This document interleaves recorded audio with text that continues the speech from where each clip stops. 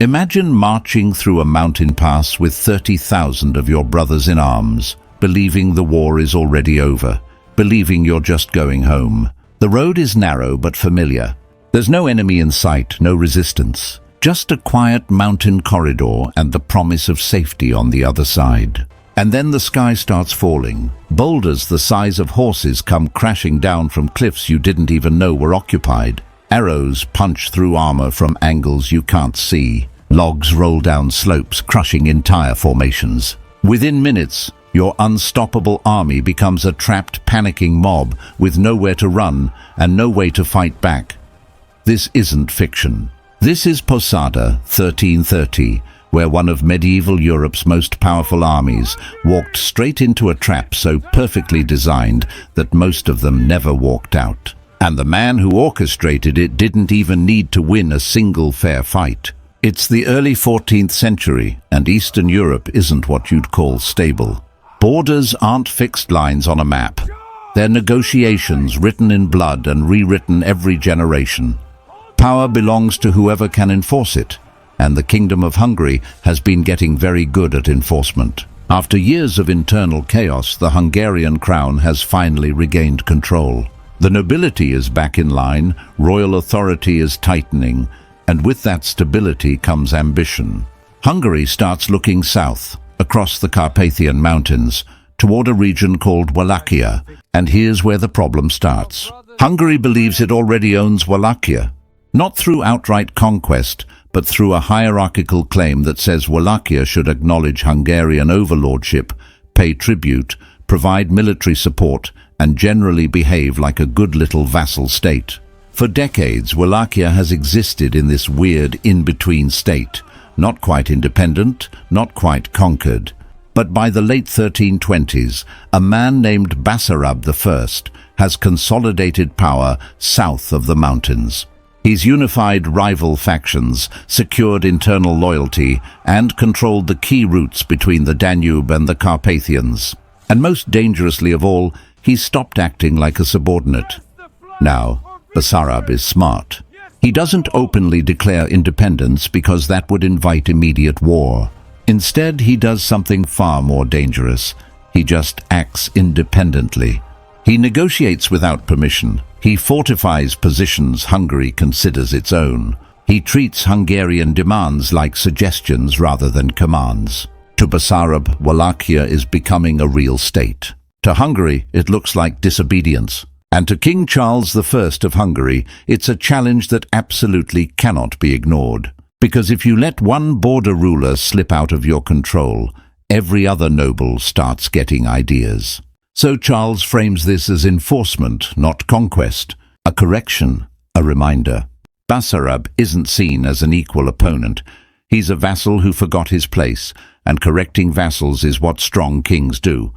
Hungary assembles a large host, royal troops, noble contingents, heavy cavalry that costs a fortune to maintain. This isn't just a military force. It's a demonstration of authority designed to intimidate before any fighting even starts. Supply wagons are organized, routes are planned, and the core assumption is simple. Wallachia will fold once the pressure is applied. Basarab will submit, tribute will resume, and the hierarchy will be restored. From the Hungarian perspective, this campaign is already halfway won before a single sword is drawn. Early autumn 1330, the army gathers in Transylvania, north of the Carpathians. It's impressive. Heavy cavalry and expensive armor, infantry formations, engineers, and a long supply train carrying food and equipment for what's expected to be a short, decisive campaign. The plan is straightforward. Cross into Wallachia, advance along known routes, demonstrate strength near key settlements, and wait for Basarab to beg for terms. There's no flanking maneuvers, no hidden approaches, no concern about concealment. Hungary doesn't believe it needs subtlety. As the march begins, scouts move ahead mostly to confirm roads, not to search for enemies. And here's the thing, no enemy army reveals itself. From the Hungarian perspective, Wallachia feels open, quiet, almost empty, and they interpret that absence as hesitation. They believe Basarab is avoiding confrontation, because he knows he can't win. The lack of resistance just reinforces the idea that this campaign will end without a real fight. But south of the mountains, Basarab is reading the same events very differently. He doesn't see an overwhelming force, he sees a predictable one. He understands that meeting this army head-on would destroy Wallachia in a single afternoon. So he makes a different choice, one that doesn't look like resistance at all. He doesn't order a mass mobilization. He doesn't concentrate his troops. He doesn't contest the advance. Instead, he orders space. Villages move their supplies away. Livestock gets driven into forests and hills. Roads are watched but not blocked. Information flows quietly between local leaders. The goal isn't to stop the Hungarian army, it's to let it come in deep, believing everything is under control. And it works. The deeper Hungary marches, the stranger things get. Villages are empty. Storehouses are bare. Livestock is gone. At first, Hungarian officers treat this as an inconvenience. They assume the population fled out of fear. But as days pass, the pattern becomes impossible to ignore. The emptiness is too consistent, too deliberate. The Hungarian supply chain stretches longer. Foraging fails, so units are forced to rely more heavily on their wagons. Movement slows. The army still looks powerful, but it's starting to feel heavier. And in unfamiliar terrain, that heaviness isn't strength, it's vulnerability. Soldiers grow tense. Commanders struggle to read Basarab's intentions. Is he retreating, preparing an attack, waiting for negotiations? Nobody can be sure, and that uncertainty spreads quietly through the ranks. Medieval armies run on rhythm and expectation, on the belief that tomorrow will look like today. Here, that belief starts to erode. Roads narrow without warning. Paths twist into forests. Hills rise where maps promise flat ground. The Carpathian foothills disrupt the army's order. Columns compress. Visibility shrinks. Communication slows. And still no enemy appears. From Hungary's view, it's frustrating but not alarming. They believe the campaign is working. Basarab is running, retreating deeper, running out of space. But Basarab sees something else entirely. He sees an army that's committed to a direction, a pace, a belief that nothing dangerous has happened yet. And he knows this stage is critical. Strike too early, and Hungary adapts. Block the roads too soon, and the army slows, reorganizes, possibly withdraws safely. So Basarab continues to do nothing, and that nothing becomes his most effective weapon. By early November 1330, reality finally catches up with Hungarian command. The army has advanced far enough to prove its presence, but not far enough to force Basarab's submission. Supplies are thinning, horses are exhausted. The land offers nothing. Continuing forward no longer promises results, and staying risks disaster. So Charles makes the call. The army will withdraw. Officially, it's a controlled disengagement. The king's authority has been demonstrated. Basarab avoided open confrontation. Winter is approaching, and there's no strategic reason to remain. On paper, the decision is correct. Medieval armies don't survive long in hostile territory. A clean withdrawal preserves strength and avoids unnecessary loss. At first, the retreat looks exactly like that. Orders are issued, columns reorganize. The army turns north toward the Carpathian passes they used to enter Wallachia. Scouts ride ahead to confirm routes. Commanders focus on keeping formation intact. There's no panic, no collapse. Among the soldiers, quiet confidence returns. The worst is behind them. They're going home. But what the Hungarian army doesn't realize is that this single decision, this turn north, has given Basarab everything he needs. Because an advancing army chooses where to go, but a retreating army chooses the fastest way out. And Hungary has just committed itself to narrow valleys and mountain corridors that promise speed, not safety. Basarab has been waiting for exactly this moment. This isn't improvisation, it's execution. He doesn't select his battlefield at random.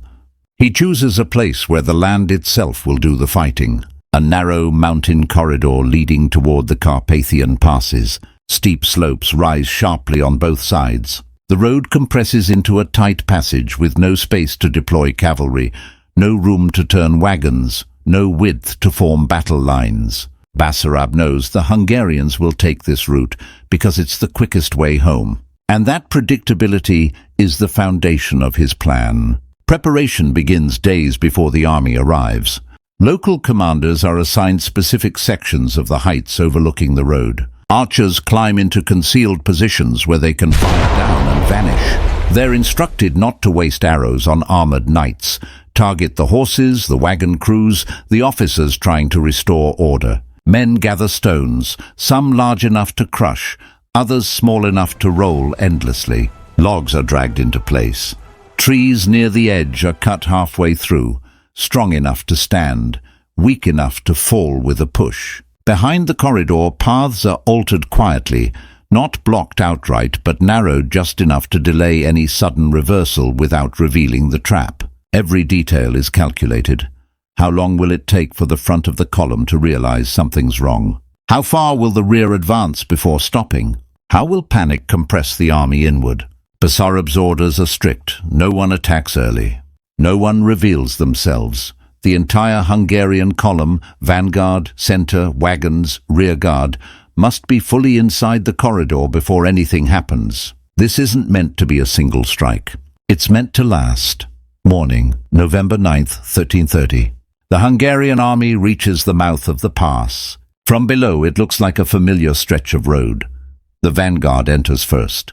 Scouts report no enemy presence, no movement on slopes, no sign of resistance. The column continues. The center follows. Supply wagons roll forward.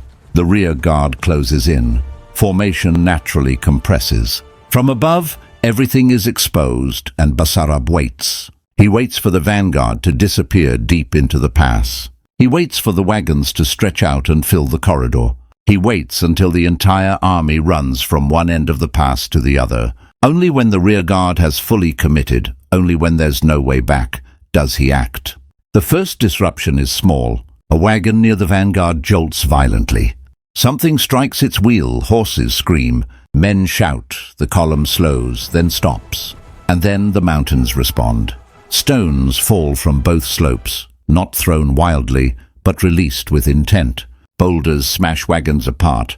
Horses are crushed. Clusters of men are torn apart. Before orders can be given, arrows follow.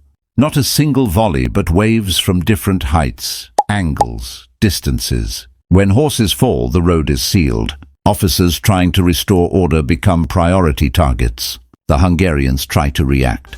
Crossbows fire blindly up slopes. Shields are raised, but you can't block gravity. Cavalry has no space to charge. Infantry tries to climb but is driven back. The formation collapses inward. Men at the front are forced backward. Men at the rear keep pressing forward. All space disappears. Panic spreads faster than commands. Logs are released, rolling and bouncing through trapped soldiers, smashing shields, breaking bones, blocking the road further. By midday, the Hungarian army understands one terrible truth. They're not being attacked from a direction. They're being attacked by the land itself. The assault doesn't stop, it only slows. The heights remain occupied. Fires can't be lit. Wounded can't be moved. Dead horses and shattered wagons choke the passage. Day 2 begins, and the attack resumes. Hungarians attempt coordinated climbs under covering fire. A few reach the heights, only to find no enemy to destroy. Basarab's men don't hold ground. They strike, pull back higher, fire, then vanish. Every ascent costs blood and gains nothing. Thirst sets in, then hunger. Water can't be reached safely. Supply wagons are destroyed. Discipline fractures. Orders are questioned. Officers are ignored. Small groups act on instinct. Desperate breakout attempts fail. By day 3, hands shake when lifting shields. Faces are grey with thirst. The attacks continue, selective now. Stones target crowds. Arrows target anyone trying to organize. Basarab's forces rotate positions. The Hungarians have no relief. At night, small groups try to slip through the hills. Some escape, many don't. At the center, King Charles I is still alive, his guards forming a shrinking shield around him. When the royal insignia starts drawing fire, it's discarded. The king becomes an anonymous soldier. By the 4th day, the Hungarian army no longer exists as a force capable of resistance. What remains are survivors, isolated groups slipping into hills, abandoning armor, weapons, banners. Many never leave the pass at all. When Basarab finally orders his men to stop, it's not a retreat, it's an assessment. The objective has been achieved. The Hungarian host is shattered, not through open battle, but through exhaustion, fear, and terrain. The mountains have done what swords could not. Among the survivors is Charles I. The king escapes only because he's no longer recognizable as a king.